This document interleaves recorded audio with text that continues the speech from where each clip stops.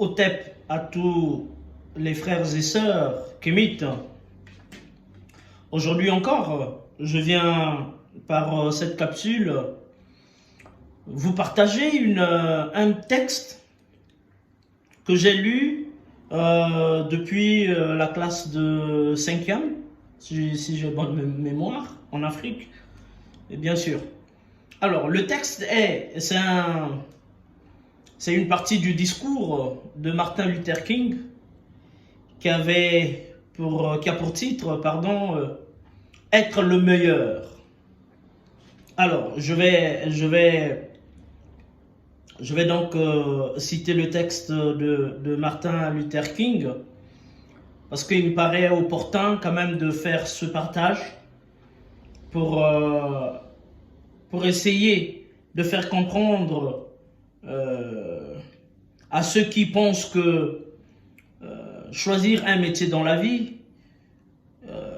tu le fais de manière hasardeuse. Non, ce n'est pas le cas.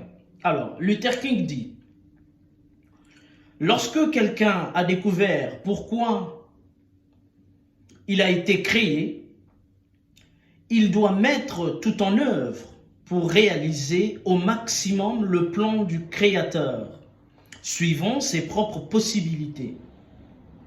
Il doit essayer de réaliser quelque chose de façon telle que personne ne soit capable de le faire mieux que lui. Il doit le faire comme s'il s'agissait d'une mission spéciale que lui aurait confiée le Créateur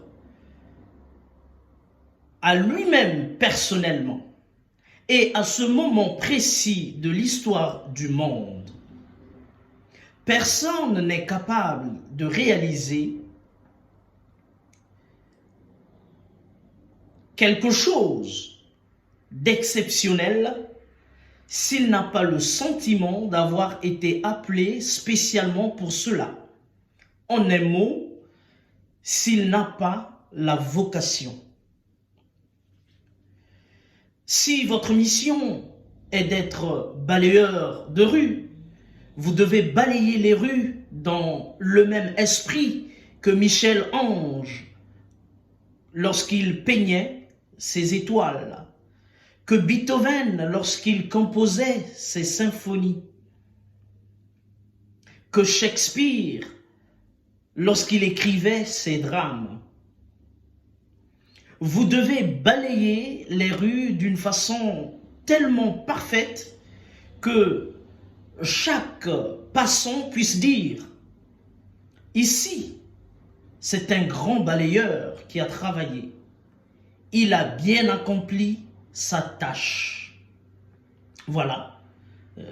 C'est le texte de Martin Luther King. Alors, vous savez, dans la vie, dans tout ce qu'on fait, il y a d'abord une chose. Et cette chose, c'est le fait de découvrir d'abord sa vocation. Comment découvrir sa vocation? La vocation, c'est ce pourquoi vous avez été appelé à faire. Mais cela, on le découvre comment?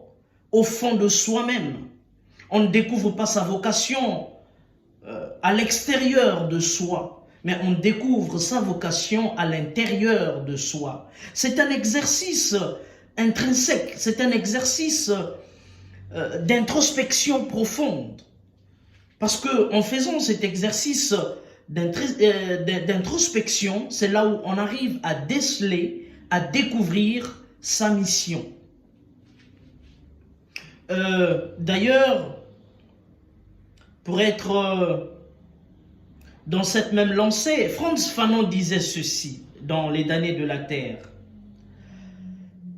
chaque génération, dans une relative opacité, doit découvrir sa mission, la remplir ou la trahir. Mais si nous déformons un peu ce propos de Frantz Fanon, nous dirons: chaque homme, pas dans une relative opacité, ou n'étant pas dans une relative opacité, doit découvrir sa vocation, la remplir ou la trahir. Alors, vous savez, beaucoup de gens, ou on va dire la joie de certaines personnes qui ont réussi, est qu'ils aient réussi plus que les autres. C'est-à-dire qu'il y a des gens qui trouvent le bonheur de la réussite parce qu'ils voient des gens qui n'ont pas réussi.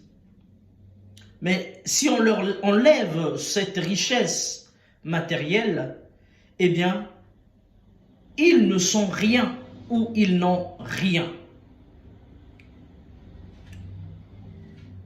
Or, la réussite ne doit pas être par rapport à l'autre.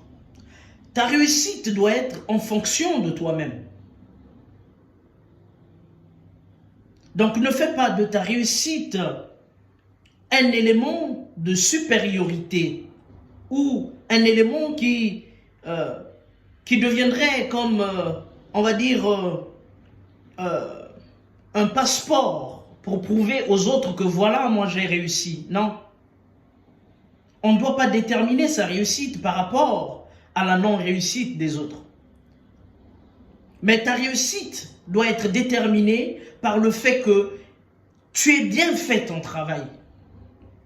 Parce qu'il y a des gens qui ont réussi. Voilà pourquoi moi j'ai toujours estimé qu'il y a des gens qui ont l'argent et des gens qui sont riches. Voilà. Il y a des riches et les gens qui ont l'argent. Un riche, c'est celui qui a construit sa richesse de manière honnête, par le travail. Mais celui qui a l'argent, c'est un peu comme nos politiciens en Afrique, hein, qui volent, ou ceux qui gèrent des entreprises, ou ceux qui obtiennent de l'argent de manière illicite. Eh bien, ceux-là ont l'argent, mais ils ne sont pas riches, pour moi. Donc, c'est pour dire que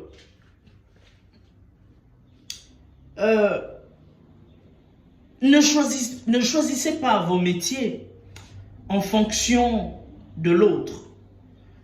Ne choisissez pas vos métiers parce que dans ce métier, ça paye plus. Ne choisissez pas vos métiers par envie de satisfaire les désirs d'une autre personne. Mais choisissez vos métiers en fonction de ce qui vous plaît. Sois le meilleur, quoi que tu fasses, qui que tu sois, dans ton domaine. C'est dans ton domaine que tu dois exceller. C'est là où tu dois prouver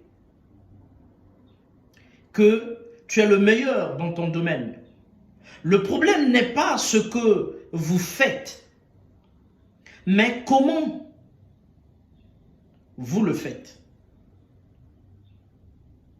Chacun doit toujours chercher à être le meilleur dans son domaine.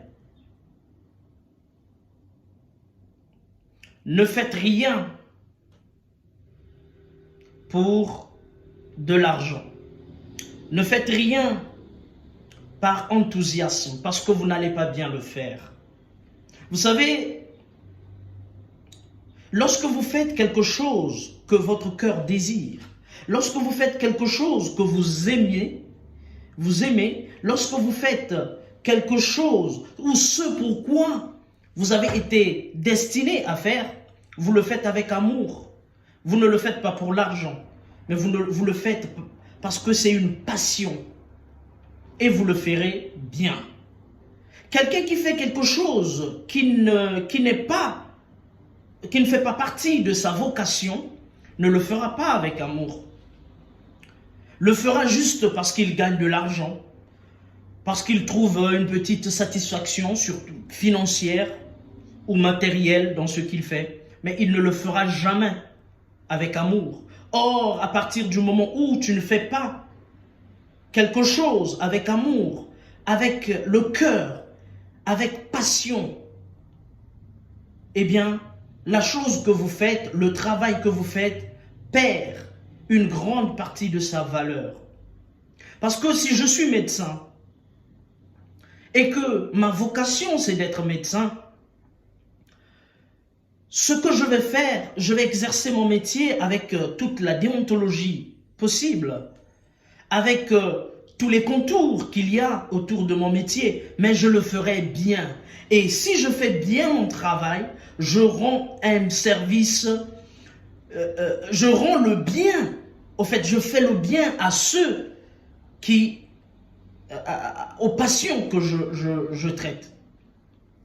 Parce que dans ce que l'on fait, on oublie une chose, dans tout ce que l'on fait, dans chaque métier, il y a une sorte de transmission spirituelle et énergétique de soi-même. C'est-à-dire que si on transmet des émotions ou des sentiments négatifs dans ce que l'on fait, eh bien celui qui le reçoit négativement. Si on transmet des émotions positives, celui qui reçoit nos services les reçoit positivement.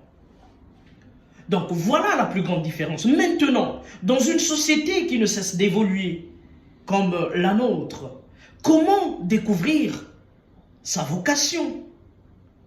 Parce qu'il y a des métiers aujourd'hui qui n'existaient pas hier, mais qui y sont. Donc il faut s'adapter à l'évolution de la société. Mais il y a deux choses qui ne changent pas. Quelle que soit l'évolution de la société, deux choses ne changeront jamais. Et ces deux choses sont parallèles. C'est-à-dire le bien et le mal. Ce que je fais, soit je le ferai bien parce que c'est ma vocation, soit je le ferai mal parce que ce n'est pas ma vocation. Je le fais juste parce que j'ai un intérêt précis. Donc voilà, dans un monde qui change, comment découvrir sa vocation. C'est-à-dire que je peux faire quelque chose, mais cette chose, à partir du moment où je la fais avec amour et que je transmets les ondes positives dans ce que je fais, je rends le bien aux gens qui bénéficieront de ces services. Voilà la grande différence. Donc, quelle que soit l'évolution des métiers, on peut toujours déceler sa vocation. Et sa vocation, on la décèle lorsque on se rend compte que ce que je le fais avec amour. Mais tu ne le fais pas parce que tu veux plaire à quelqu'un, parce que tu veux gagner beaucoup de sous. Je sais que nous sommes désormais dans une société matérialiste, mais nous voyons où le matérialisme nous emmène. Le matérialisme est en train de nous emmener à une société qui est en train de se ruiner et qui s'est presque ruinée. Le matérialisme aujourd'hui nous emmène à la pollution de notre environnement. Le matérialisme nous emmène aujourd'hui à la détérioration de nos sols, à la pollution des mers, où on trouve d'ici quelques années, on aura plus de poissons, plus de plastique dans des océans que des poissons. Et donc c'est pour dire que dans tout ce que nous faisons, quelle que soit l'évolution de la société, mais ce que nous choisirons comme métier, à partir du moment où nous ne le ferons pas avec amour, avec passion, eh bien, on n'est pas sur le bon chemin. Quand tu vois quelqu'un qui va faire un métier et dire « Oh, si je le fais parce qu'il n'y a rien à faire hein, », ça veut dire que tu n'es pas sur ce pourquoi tu as été appelé sur terre. Donc, chers frères et sœurs, que chacun, en découvrant sa passion, en découvrant son métier, le fasse bien. Mais qu'il soit le meilleur dans son domaine. Qu'il soit celui qui doit guider, celui qui doit être comme un modèle dans son domaine. Si tu es journaliste, tu es médecin, tu es professeur, tu es instituteur, tu es, je sais pas moi, industriel, fais-le avec amour. Et en le faisant, quand tu seras sur le côté du bien, ça veut dire que tu es sur le bon chemin. Si tu ne peux être un arbre sur la colline, sois un buisson dans la vallée, mais sois le meilleur buisson à des lieux, à la ronde. Si tu ne peux être le soleil, sois l'étoile. La valeur ne se mesure pas aux dimensions. Sois ce que tu es, mais sois-le consciemment. Merci à tous ceux qui nous ont suivis. Comme je vous dis toujours, abonnez-vous, mettez des likes, commentez. Et comme je dis toujours, à bon entendeur, vous le savez, on dit souvent.